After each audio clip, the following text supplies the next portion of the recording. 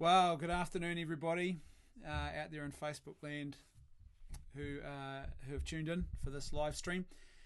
Just to let you know what I'm planning to do in regards to live stream, I've already begun speaking to lots of different people about coming on these live streams as guests, so we can talk about all sorts of different issues and try and help you stave off the boredom in the most meaningful and productive way possible. Not just another case of mindless entertainment, but something of substance that perhaps you can hang your hat on a little bit more. That's what I'm aiming for with these live streams, plus a little bit of fun and levity probably along the way as well. So what I'm planning to do is I'm planning to do live streams during the day, I think probably early in the afternoon around this time. I know it's now 10 past 1 and I said 1 p.m, but you'll have to forgive me because the Ministry of Health live stream press conference happened at 1 p.m. and I think it's going to happen at 1 p.m. every day, so I might have to adjust a little bit for that. So it might be 1:30 tomorrow rather than trying to compete with them. But here we are nonetheless, and we're into today's live stream. So something during the day. If you can hear, by the way, what sounds like a herd of elephants stampeding across the roof, we live in a 2-story house and we've got 5 children. So that should be all the explanation you need for the thunderous roaring sound that you might hear while on these live streams during the day. So I do a live stream. I'll aim to do various live streams during the day around this time, and then in the evenings, sort of 8:30 maybe, around that time, depending on my schedule, because I have other commitments as well, but around 8:30 we'll do an evening live stream, and that might be a bit more of a bit more of a light-hearted one perhaps. The guitar will come out, a glass of your favourite whiskey, if you're drinking whiskey this Lent, etc. So during the day I'll try and aim for something a bit more of substance. Thomas says, I thought you were watching the live broadcast. Yeah, I was actually, mate. I just wanted to get my quick update. And it's actually perfect timing, really, because what I want to talk about today in this little live stream is why I think we need to recover Memento Mori more than ever before. Right now, excuse me, more than ever before, we need to recover an authentic vision of Memento Mori. Now, Memento Mori, for those who don't know, is Latin. It simply means remember that you must die. Remember that you must die. Now, you're probably thinking to yourself, Brendan, hold on a minute. This live stream is not off to the greatest of starts. I was hoping to come here and to be distracted in some way so that I could escape from the fear. Sorry, excuse me. It's not the virus, I promise. We could escape from the fear and the panic and everything else. G'day, Sam. Great to have you with us. And here you are, starting off talking about Memento Mori. Remember that you must die. Here's the thing. If you want to actually tackle fear and deal with it in a way that is authentic and actually put a death, give it, death, and actually put a death to the fears in your life, you need to tackle them and face them head on. And Memento Mori, in this case, is hugely important. Remember that you must die. That's the first thing I think we need to lean into and embrace right now, is the fact that one of the absolute certainties in our lives is that our lives will one day come to an end. And we live in a world that doesn't like to talk about that. We live in a world that doesn't like to be reminded of that. We live in a very sanitized world, I would suggest, where we have created a false sense of security around ourselves, where we have a lot of comfort, a lot of opulence, a lot of technological advantage that perhaps our ancestors did not enjoy. And so what that tends to breed in us is perhaps a complacency regarding our own death, perhaps a complacency regarding the true reality of human security and the risk that we face just every day in our lives. And it also tends to create a level of comfort and perhaps fear of death. And I would also say, coupled with that, is the fact that we're not as communal as we once were, so we don't see human death as much as we used to. We don't perhaps go to as many funerals. We don't see as much of it. And so it's something that's pushed aside out of fear. It's something that we like to think we have more control over than we really do. And so we've lost sense of the truth that one day our lives will all come to an end. Memento Mori. Remember, you must die. And if you want to deal with fear right now, if you want to actually get to the root of this thing, the nub of this thing, then I think we need to remind ourselves of that fact in the middle of this crisis. Remind ourselves, you know what? One day, it's an absolute certainty, I'm going to die. So what that does all of a sudden, when you embrace that and face that head on, is it actually lifts off your shoulders, I think, a great burden. And all of a sudden, you're not so obsessed and focused on the fear of what is to come and what could happen. Because here's the thing, you can't control this virus. I can't control it, you can't control it.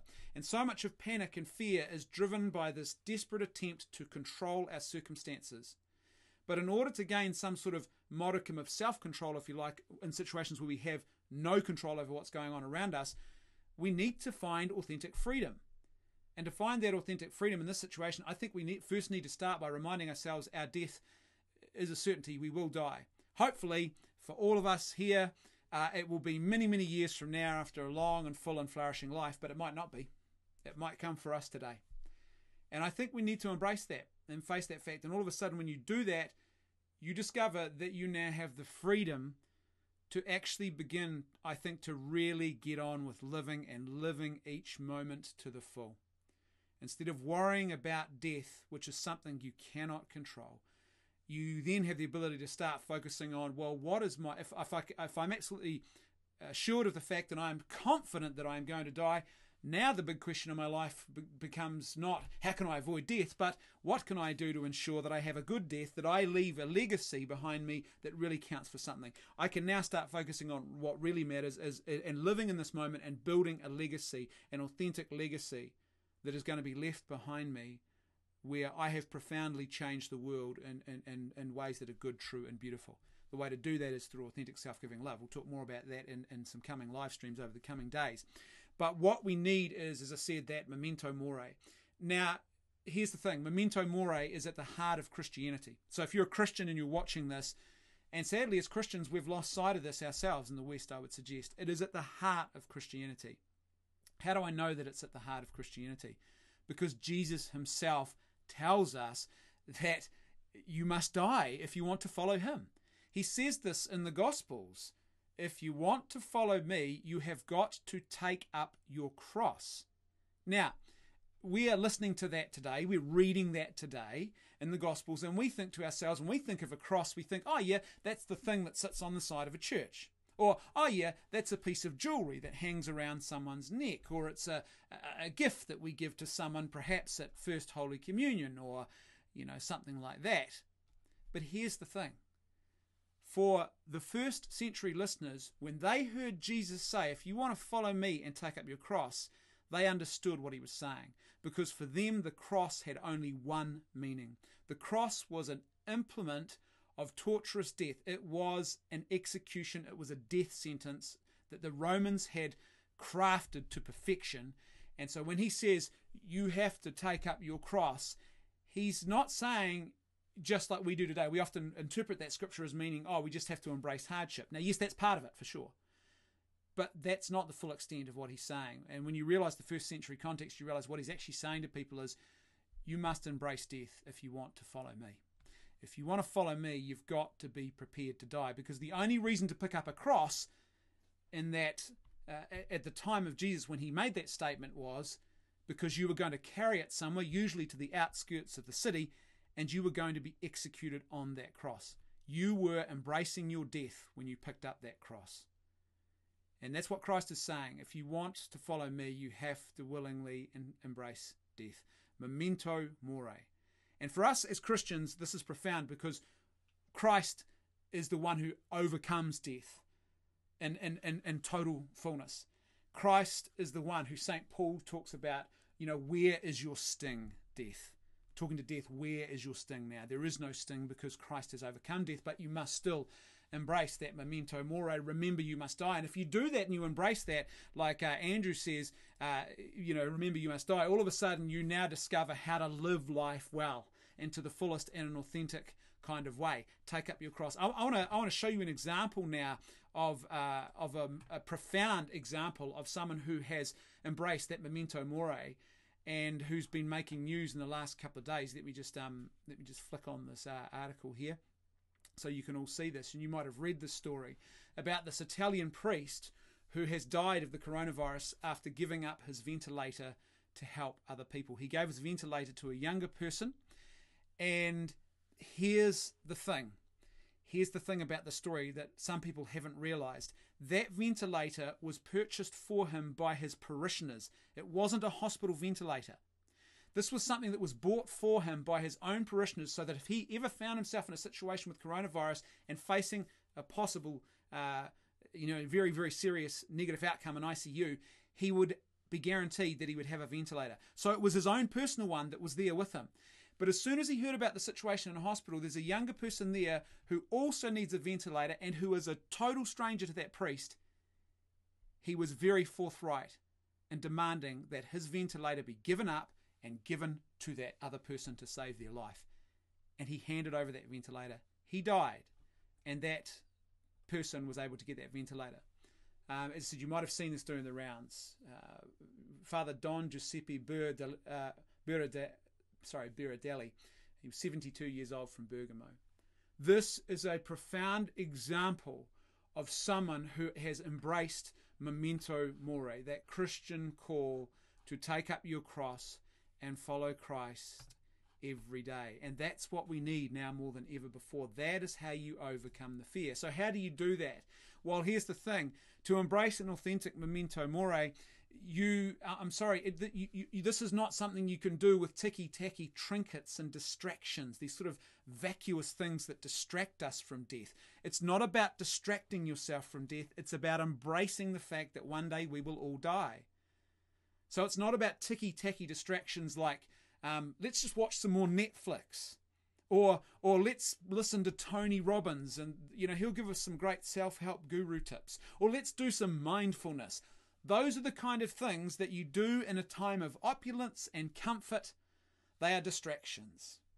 They are not deep enough to sustain you and to give you that deep resilience that you need to get through a time of plague. And that's what we are now living in. This is a global pandemic. And there's a lot of fear that goes with that. And if you want to actually find a full and flourishing human life, you need to begin at that point of recognition. That yes, Memento Mori, it needs to go deeper. So how do we get that? One of the things that's interesting, I've read a lot about soldiers and combatants in various theatres of war, read a lot of biographies. And what's interesting is there's a consistent theme that keeps cropping up in those biographies time and time again. And that is the soldiers in theatres of war who actually embrace the fact that their life will come to an end and they are now in a very high-risk situation. They actually tend to do better in that environment than those who create false hope or distractions for themselves. It's basically, there seems to be something about this that in the sense that they lean into the reality of death, and that actually aids them in these extreme circumstances. And that's because I would say this is a natural law truth, that we are called to die in order to find the fullness of self-giving in life. And to begin that, we need to embrace that Memento Mori. How do we do that, and how do we go deeper? Well, here's the thing. And thank you for those who are posting some great comments, Paul and Danny. I'm going to get to your quotes in just a second because I love these. But here's how you do this. Here's how you go deeper. You need to read. In the coming days, we're in a lockdown now in New Zealand. Don't just stick on Netflix and distract yourself. Don't just hide away from this and say, well, I'm going to distract myself. I'm going to, look, I've got a great LP, a vinyl collection. By the way, Paul Russell, thanks for being here. And Paul has actually donated a couple of vinyl LPs when they finally arrive to my collection. I'm very grateful for that. And those are great things, and these are all important things to do. But if all we're doing is distracting ourselves and not actually going deeper, then I don't think that we can really build that authentic resilience. So, excuse me, how do we do this? Well, I think we need to read. We need to stave off the boredom that we now potentially face. And by the way, often with boredom comes a forced requirement that we have to actually consider our own interior life. Most of us in this world, right up until 11:59 p.m. last night, we were in a situation where we were living between two states. we were living in a state of busyness or a state of distraction. Busyness, distraction, busyness, distraction. I'm either busy doing something, or when I'm not busy doing something, I'm distracting myself with Netflix. I put on my earbuds, I put on my Spotify, I just zone out. Now, there's a problem with that. If those are the only two states that you live in your life, you can never go deep, because you never stop to contemplate. You never stop in the silence. You never pause to actually allow yourself to go deeper. And that's what we need to develop, that depth in our interior life. We need to stop and contemplate. Well, all of a sudden now we're in a situation where we can do that. So I think it's essential that we don't just allow the next 4 weeks to become a big boredom trap where we just get stuck in the distraction cycle again. Let's go a bit deeper. We've got this opportunity, this profound opportunity to actually do that. So I would suggest reading is so important. And by the way, I'm going to be having a special live stream next week. I've got a guest coming on, and we are going to talk about literature and some good. I'm going to have my recommended reading list. He's going to have his recommended reading list. And we're going to talk about some good recommended reading if you want to read something of substance, something worth reading in times like this. The first book, though, that I would highly recommend is this one here, Viktor Frankl, Man's Search for Meaning. If you haven't read this book, you need to read it. You can get this online, by the way, as a Kindle edition, so there's no issue with couriers or freight. I think it's about $10 or something to get it on your Kindle. If you don't have a Kindle, you can get the Kindle app for your phone or your computer, and you can start purchasing and downloading books that way. Man's Search for Meaning by Viktor Frankl. Not a huge book, but a profoundly important book. One of the most important books ever written, I believe, and if you haven't read it, you really should be reading this book. For those who don't know, Viktor Frankl was a Jewish prisoner who spent time in 5 different Nazi concentration camps during World War II. And he lost his wife and unborn child at Auschwitz concentration camp. So this is a man who has actually lived the cold, hard reality of tragic, evil, suffering, fear, and death in the world. And at the other side of it, he wrote this book, which is probably the most profoundly important self-help book that has ever been written. This is not like Tony Robbins. The first 2/3, 3/4 of this book are Viktor Frankl talking about his stories from life inside those camps and getting really deep about what it means in regards to finding human meaning in that darkness. The last third or quarter of the book, he talks about, because he was a psychologist himself, we're going to talk more about him probably tomorrow actually. I want to talk something specific he raises in this book. But he created something called his Logos therapy.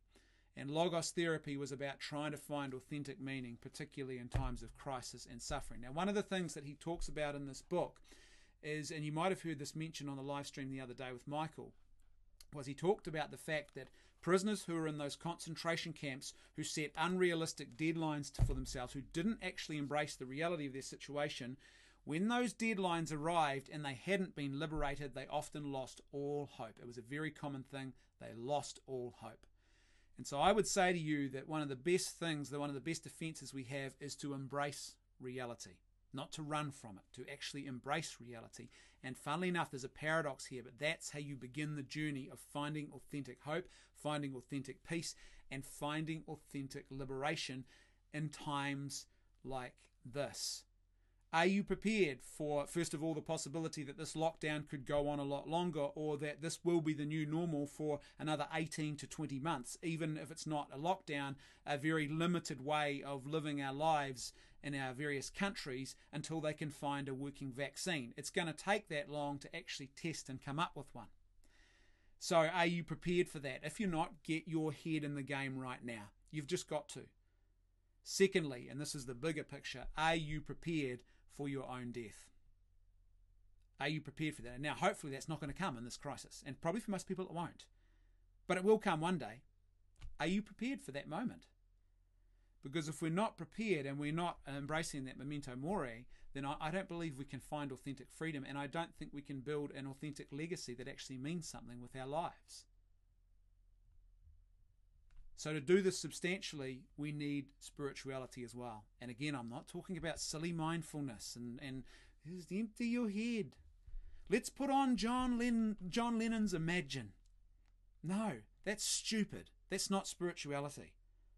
That is not. John Lennon's Imagine is a recipe for human disaster. It is not a recipe for human flourishing. The fact that in the West that has become the go-to anthem or hymn, you could call it, that we now sing to the God of individualism and corrupt and broken society says a lot about how dysfunctional and how shallow and vacuous we have become. That is not the answer. You need substantial spirituality. So how do we do that? If you're a Christian and you're afraid today, don't panic. It's okay to be afraid in times where, things are fearful and there's a lot of fear flying around. Here's what you do to begin to address that fear, though. As soon as you're finished with this live stream here today, what you need to do is go and sit down in a place of quiet and solitude. Now, I realize that might be a little bit difficult if you've got kids running around. Go in the backyard, hide yourself under a tree somewhere, hide in the toilet if you have to, and lock the door. And then what you do is this. Just sit in silence. And I don't mean in a mindfulness way, but just put everything else, all those other thoughts aside, and get real with God.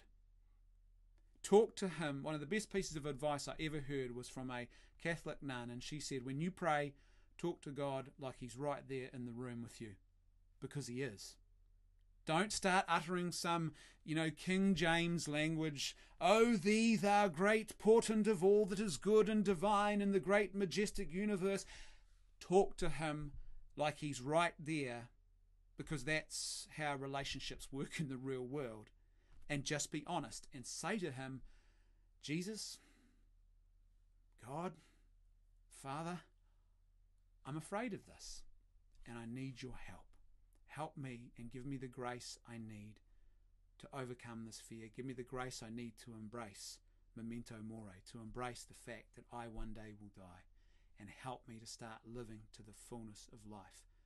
Help me to start giving of my life as a gift to those around me. Help me to embrace that cross." If you're not a Christian and you're watching this today, pray. You need to go deeper, because probably and possibly right now you're finding out in your own life, if you're not a Christian, that in this great time of crisis and total upheaval, a lot of the things that you thought were the great treasures in life, they suddenly offer very little meaning. What is a flash house, multiple cars, a holiday 2 or 3 times a year mean in a situation like this? Doesn't mean much. Doesn't mean much at all. And possibly if you're looking for something deeper, then here's what you need to do. Find yourself a place of quiet, just be honest, and silent prayer. Just keep saying this prayer over and over again. God, show yourself to me. I'm not sure if you're there. I don't know if I believe, but please, if you are there, show yourself to me. Keep praying that prayer. Come back and see me in a couple of weeks and tell me what's going on in your life, because I guarantee you things will not be the same, and you might be surprised at how God works in your life. That's how you begin to overcome fear. That's how you begin to embrace a memento mori, and that's how you find authentic freedom. I want to finish, if I can. Actually, before I do that, I'm going to finish with a little reflection, a little short reading. But before I do that, I want to just, a couple of the comments that have come in here, I want to highlight. Cheryl, you've asked me what your bank account details would be keen to give back for the stimulating content. Thank you very much. I will post something in the I'll update the status of this live stream, and I'll post something in the comments section as well, so you can find it there. I remember to put that for all future live streams as well, if anyone would like to do that. There's a couple of ways you can do that, so thank you very much for that kindness. Now, Danny, here's your quote. Danny says, "Death, the divine paradox, that which ends life and demands the surrender of all, and yet by the taste or foretaste of which alone can what you seek in your earthly relationships, love, faithfulness, joy, be maintained, or take on that complexion of reality of eternal endurance which every man's heart desires." That's from Tolkien. What a great quote. Paul Russell said this: "There came a day that none foresaw, when nothing would as was before, when all we knew just fell away. We all knew where we were that day. All we held to, everything dear, seemed to evaporate in fear. Our worlds then shrunk to home alone. Was this an end or just begun? And when the trappings fall away, when all we've leaned on day to day becomes as dross and fades to grey, what then? Raise your eyes, look up high. He that never changes is nearby, to take your hand and by to soothe and save." That is great. Thank you, Paul. That is just great. Thomas says, "To steal from the happy clappers, this is how I fight my battles." And that's how you find that deep resilience, folks. So let me finish with a beautiful little reflection on authentic freedom. And again, from another book that I'd highly recommend, from a guy called Jacques Philippe, Catholic priest from the Community of the Beatitudes. The Community of the Beatitudes, actually, they have a monastery just 15 minutes drive from our house. So we're pretty blessed where we are. Not that we can go there at the moment. But he wrote a great book called Interior Freedom. If you can get a hold of a copy of this book somehow, this would be another good one to read. Let me quote to you from page 130, and this is what he says. And the title of this little quote is, "The truly free person is the one who has nothing left to lose." The world seeks freedom in the accumulation of possessions and power. It forgets that the only people who are truly free are those who have nothing left to lose. Despoiled of everything, detached from everything, they are free from all men and all things.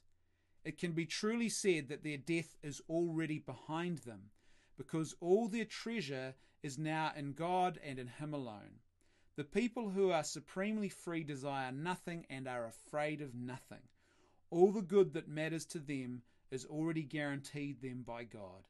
They have nothing to lose and nothing to defend.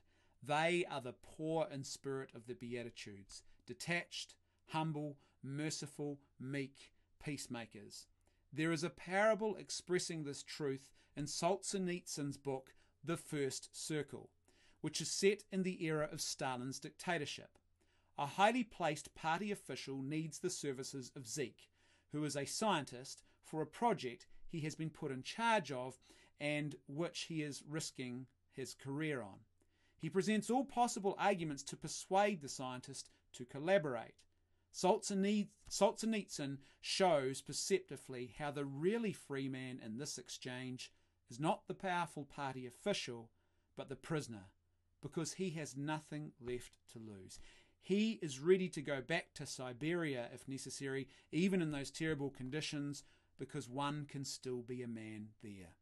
Gulags and concentration camps were one of the greatest traumas of the 20th century, yet they provided abundant cases of people who found true freedom behind bars. In her book, Etty Hillesum, imprisoned at the camp at Westerbork, reflects as follows. The barbed wire is more of a question of attitude. Us behind the barbed wire? An indestructible old gentleman once said, with a melancholy wave of his hand, they are the ones who live behind barbed wire, and he pointed to the tall villas that stand like sentries on the other side of the fence. She also writes, if you have a rich interior life, I would have said, there probably isn't all that much difference between the inside and the outside of a prison camp.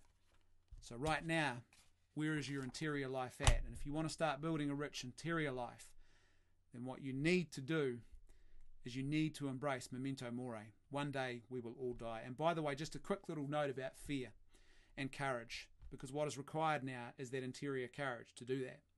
Here's the thing about courage. Courage is not the absence of fear. So don't think I'm doing this wrong if I still have fears that crop up or fears that come and go, or even if I feel fearful. Courage is about doing what needs to be done, what must be done, what is good, true, and beautiful, despite what you feel. That's the important thing to remember. Someone has asked me if I can reference those two books I've referred to. Here I can. The first is Man's Search for Meaning by Viktor Frankl. The other one here is called Interior Freedom by Jacques Philippe. I'm going to talk more about this book. I'm going to probably tomorrow actually, I'm going to talk about something really important, a very important principle, natural law principle that he raises in this book that I'm going to talk about in times of great upheaval, how we can survive these things and do well. Other than that, you guys are awesome. Thanks for tuning in. Cheryl, I will post a link somewhere obvious so you can find the details for how you can make a contribution if you want to do that. Otherwise, guys, I will see you this evening around 8:30 p.m. New Zealand time. The guitar will be out. I will have another glass of my favourite whiskey, and we can open up the floor and just see what happens. So I'll be live streaming here on Facebook about 8:30 p.m. See you all then.